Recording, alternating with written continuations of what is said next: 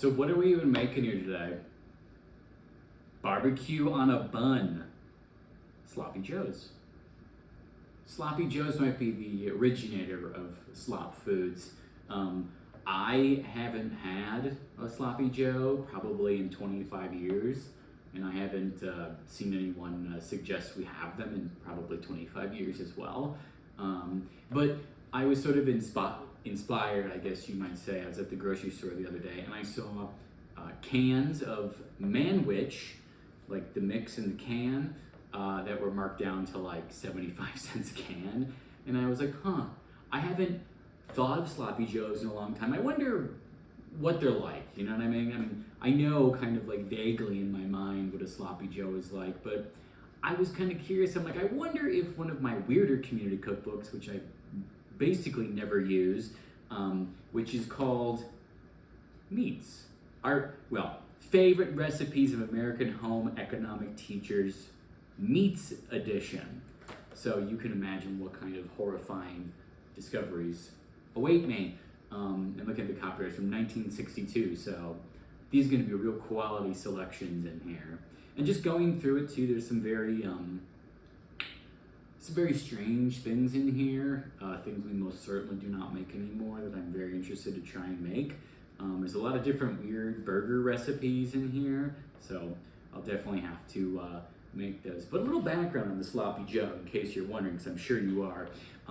The Sloppy Joe, it's one of those foods, it's super unclear like where it actually comes from. There's a couple different things like that where you're like, we're just looking back in the history of it. Either there's plenty of people who take credit for it. Taking credit for a Sloppy Joe is a real, high bar. But there's several foods like that I know. But the one that comes off the top of my mind is from the Midwest, and it's Blue Moon ice cream, which is my personal favorite. And there's so many different people and companies who take credit for it. It's not clear at all where this comes from. Now, the name, I guess, comes from the Sloppy Joe bar, which was a very famous bar in Havana, Cuba, in like the 19-teens, the 1920s. And so the story goes that now there's another Sloppy Joe's in Key West, which Hemingway was a big fan of the one in Cuba, and then in Key West, he suggested the guy change it to Sloppy Joe's, and then Sloppy Joe's. There's other claims to fame for this recipe, but they're not even like similar whatsoever. Most of them are like shaved meats and stuff like that. So I really have no idea where the Sloppy Joe comes from. It's just sort of like a loose meat sandwich, which is sort of an East Coast thing, but a lot of it does draw inspiration from South and Central American and Mexican cooking as well, just Spanish cooking in general. But it is not very clear where this comes from, and it definitely is a very American thing. And genuinely, when I think of my childhood and I think of like slop food, this most certainly comes to mind. And that was always the dreaded day in elementary school, like Sloppy Joe Day. You're like, oh, I really don't want that. But today we'll be making it. So why don't we read the recipe? So barbecue on bun, Sloppy Joe's.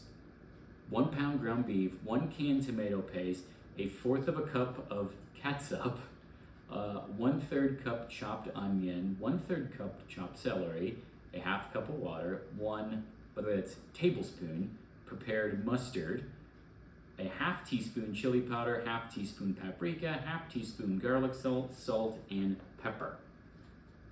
So a few different things with that.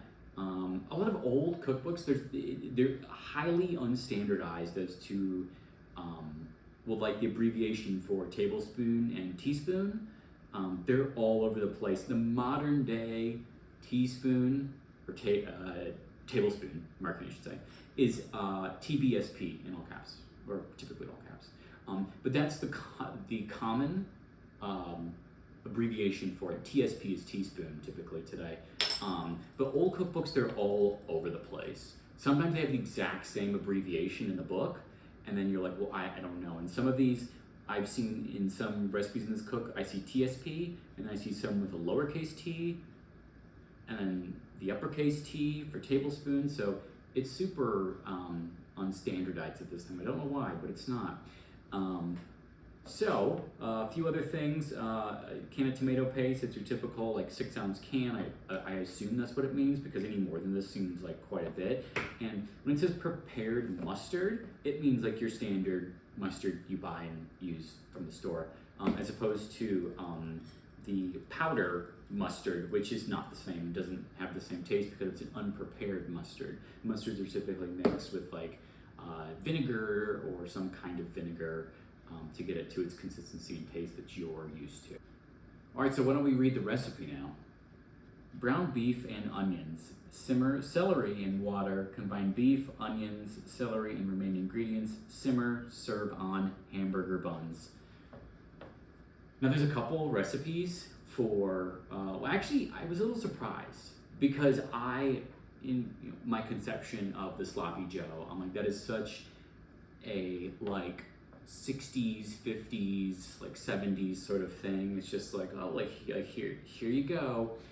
To me, it screams that time, but strangely enough, there are only like 1, 2, 3, 4, 5, 6 recipes for sloppy joes in here, which you might say that sounds like a lot of recipes, but there are like 12 beef stroganoff recipes, and there's like 40 hamburger recipes in here. So I'm kind of curious like when the sloppy joe became really prevalent. Maybe somebody out there knows, but I think of it back when I was a kid in the 90s and a small child in the 90s, and I think of sloppy joes. I think of the commercials for Manwich, the can of prepared. It's basically all the things we're going to combine with the beef, like pre-prepared in a can. I think of those commercials, which used to play all the time when I was a kid, maybe until the early 2000s, but I assumed it had been around for a long time, like it was just a thing, but it doesn't seem like it really was, but I guess it was to some extent. And what I also really like about this is that 2 of the recipes come from my home state of Michigan, and this one specifically comes from Caro, Michigan. I know where that is, so I thought, oh, that's weird, so I will just pick that one. A few things I'm going to change with this recipe though. I'm not going to simmer the celery in water first. Seems like kind of an unnecessary step, and all the rest of them don't even say to do that. And it is sort of unnecessary. I get the idea. It's to soften the celery and sort of infuse the water with a celery kind of taste before you add that to the ground beef and onion mixture. But I'm just going to skip that. I'm just going to simply brown the ground beef with the onions and the celery, and then add the water and simmer that. And then also doesn't say how long to simmer it for. That's another thing. A lot of these old recipes, they're not super clear. But the rest of them say anywhere between an hour and I see 25 to 30 minutes. So I'm going to go about 30 minutes and see how it looks at that point and go from there. The last thing that I'm going to change personally is I'm also going to add a dash of Worcestershire sauce.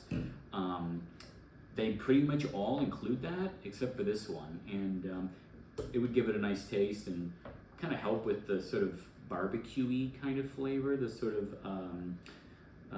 umami flavor you get from it. So I figure I'll add that in as well. So yeah, why don't we go ahead and start? So we'll just cook for a little bit, and it's starting to brown on one side. I'm just gonna mix this up. Really, you're not worried about the meat cooking or not. I mean, you're gonna simmer this for quite some time, so don't be too worried about it. It's more just about browning the meat and the vegetables a bit. That's really the whole point of that, of this.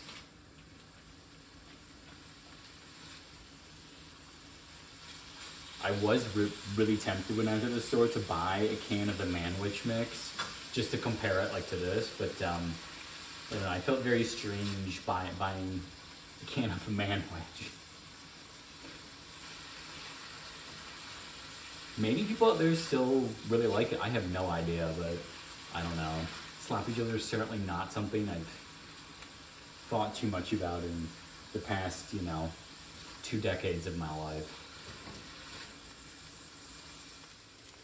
Well, now that the meat is fairly brown, we're gonna add everything else. So let's just we'll add the ketchup.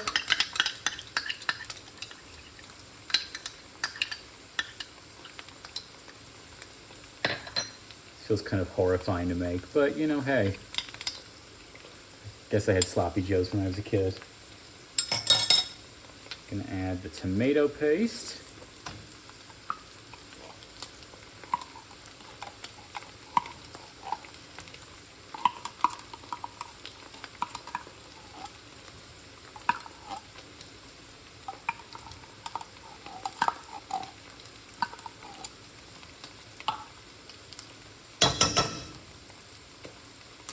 Gonna add the water.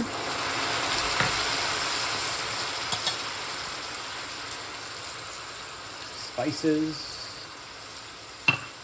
And let's add a little couple dashes of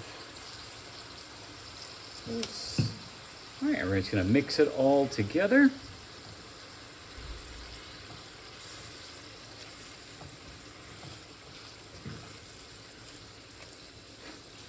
Really great look so far.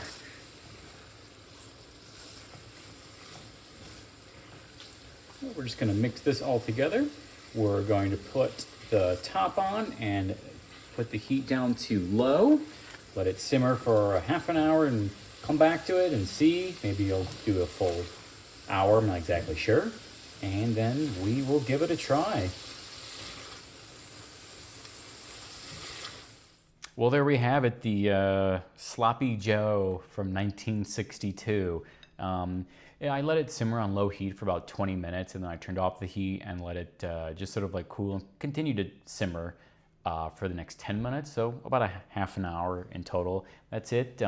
It turned out well. It's thick. I could put it on there without any problem, so let's just give it a try.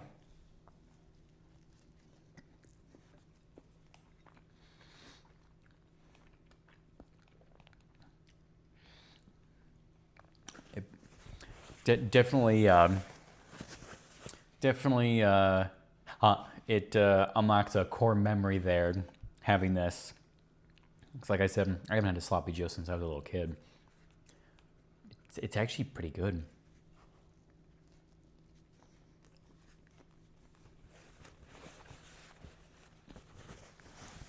Now, if you're gonna make this, don't get super fancy buns. Get nice soft like Wonder Bread buns to really complete this.